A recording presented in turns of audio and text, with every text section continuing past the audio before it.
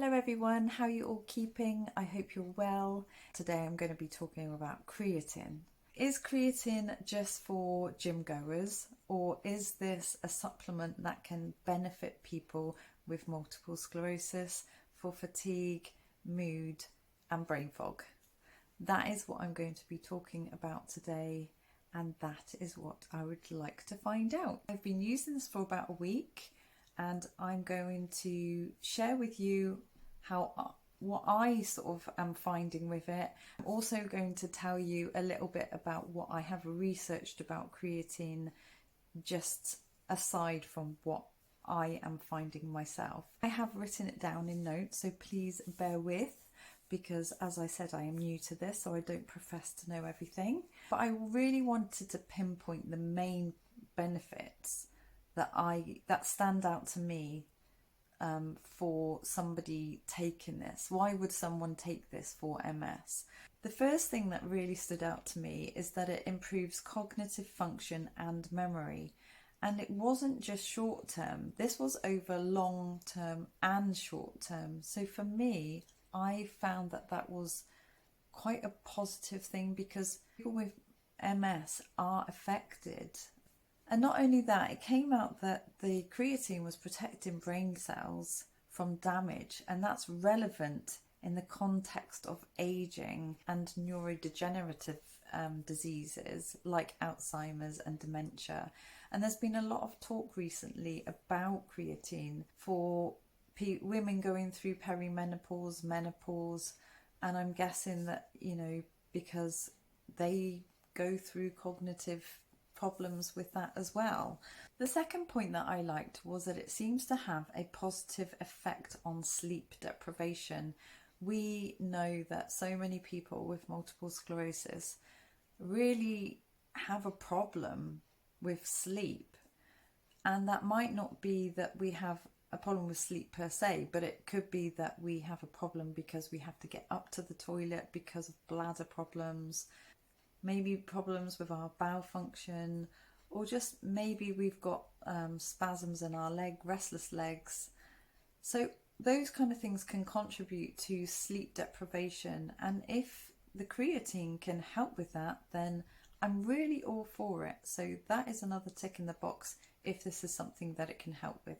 It's also mentioned mood enhancement. I have seen lots written about the mood enhancement, and again, it's just another tick in the box, isn't it? Because if that is something that it can create along with the cognitive improvement and memory function, then it's a win-win from me. So another thing that it says is that it increases cell hydration, potentially leading to muscle growth. Now, to be completely honest with you, the real reason I had this conversation about creatine with my brother is because, as some of you know, I have frozen shoulders, and I was a little bit concerned about the amount of muscle loss I was losing with this. And with a lot of things that I've read with the creatine, it does help to promote muscle growth, and it also helps to repair muscle fibre. So this was something that really interested me, because I really want to be able to build on my muscle growth at this moment in time. And the thing that I liked about the creatine is the fact that, you see it a lot for people that are going to the gym, bodybuilders, people who are using a lot of energy, who want to replenish the energy that they have lost. So this is where this fits in, but it's not only for that, and it's not only for people that are going to the gym and trying to replenish that energy. It is for people just every day who, who might be losing energy in one way or another. And the next thing that I'm coming on to kind of explains this, and this really blew my mind. And if you're a bit of a geek like me and want to understand a bit more about the body and how it works, you've got to look this up. So I'll explain a little bit about it, but Creatine boosts the body's ability to produce ATP. Now, ATP stands for adenosine triphosphate, and it's a molecule that acts as the main energy currency in our cells. So if you think of a rechargeable battery, which is used and then obviously the battery dies down, and you need to recharge the battery in order for the battery to work. Well, sometimes our cells just deplete of energy, but creatine can boost our body's ability to replenish that. It blew my mind when I started reading up about ATP. So if you are interested, just Google ATP, cells, body, and have a little read, because our bodies are incredible, and the effect that the creatine has on our ATP is just wonderful. Even reading that little snippet has just made me realise how I think this could be very, very helpful to people with multiple sclerosis. Just because when I say about creatine being able to help like regenerate energy in the cells for maybe somebody going to the gym, but that's not just for movement of somebody being able to lift weights. This could even be for somebody having a muscle contraction. We all use energy to move our muscles and to move our body, but our muscles specifically, and it takes energy, and that takes energy out of our cell. And if we're depleted of creatine within our muscles and our bodies don't replenish that quick enough, but we can put that back with a supplement, then this to me is really quite sort of important to do. I love all the other things. I loved the improved cognitive function, the improved mood, obviously the repairing the muscle fibres, fantastic. But the bit about the ATP, that sold it for me.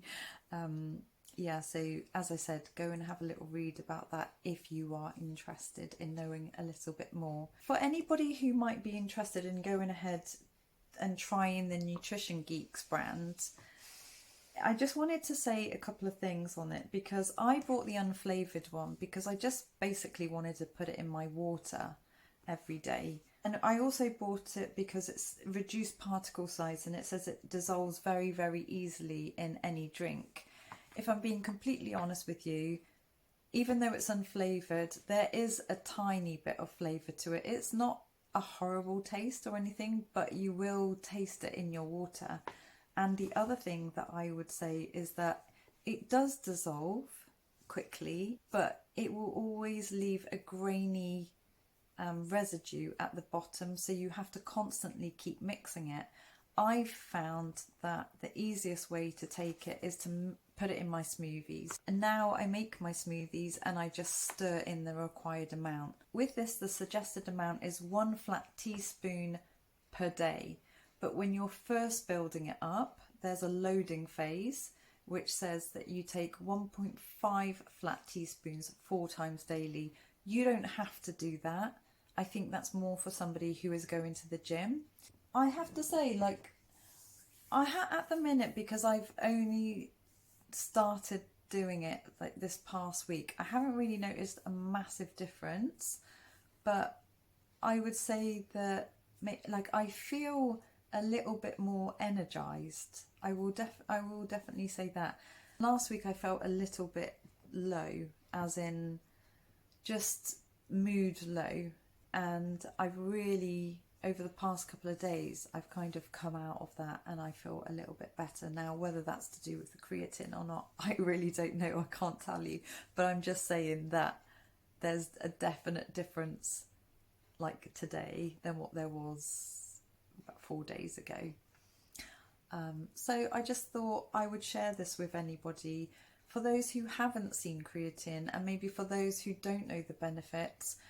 Like my brother said to me, go and do the research, go and find out. I know that there are specific people that cannot take this, especially if you have liver problems, but there are also other people who might not be able to take this. So please do your research, in case you are thinking about trying it, and maybe consult your healthcare provider as well. I'm just sharing with you my experiences with what I'm doing to try and keep well and healthy with multiple sclerosis. Thanks for watching, everybody, and take care, and I will see you soon.